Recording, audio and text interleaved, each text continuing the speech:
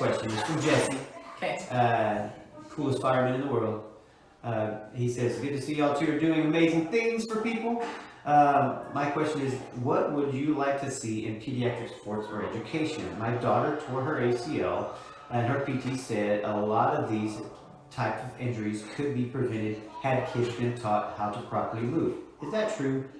Face it in advance and take care. So, and I think, I don't know how. I didn't ask him how she wound up tearing it. But definitely can be prevented. Mm-hmm.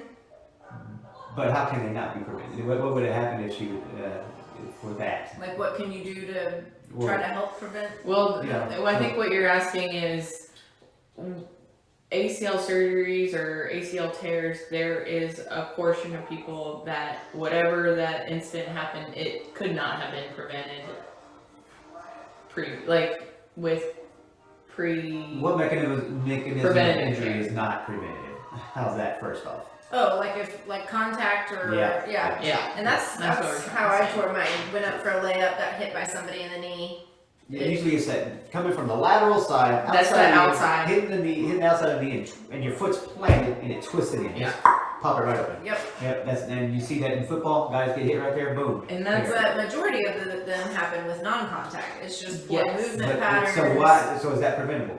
Yeah. Okay. And I would say that, I've been out of school for a while, but I would say that the typical weight room workouts that you do during athletics don't focus on like the hip abductors, which are the outside of the hips. They work on that side-to-side motion.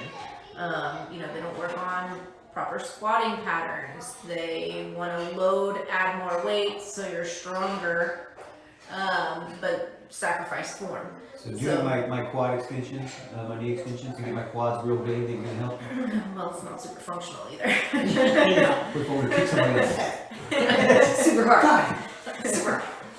So yes, I do think that there are exercises or groups, and I think y'all will probably talk to somebody in sports. So we're gonna do some videos. Next week we're gonna do a video on common patterns that are seen in most female athletes, but this does not just pertain to female athletes. It goes across the board on activity, whoever's doing it. So we're gonna go over. It's gender neutral. Yeah. We're going over squats, single leg squats, jumping, landing, and then just maybe a couple of drills and things to go over. To deal with. And we also know a therapist that is like pediatric orthopedic. Yes. Like that's her specialty. Camps. And they do camps in the summer. And I think that's a big thing is preventative care for these athletes, young athletes. Like it's sad that you are spending your entire high school career trying to be that main athlete and then you get an injury and you're done. It's not, but the problem is, that's one of the problems. I get on soapbox with these parents that want to live vicariously through their kids, and they have them in, I want my kid to be a pitcher. So they got their kid pitching all year round, not just in, club and not just in Little League. Then they got a freaking pitching coach. And nobody cares about this kid. And the kid comes to see me and his shoulder blades stick him straight out his back like that. And he's in pain. And I say, you sure you want to pitch? He said, no, I don't want to pitch anymore. Yeah.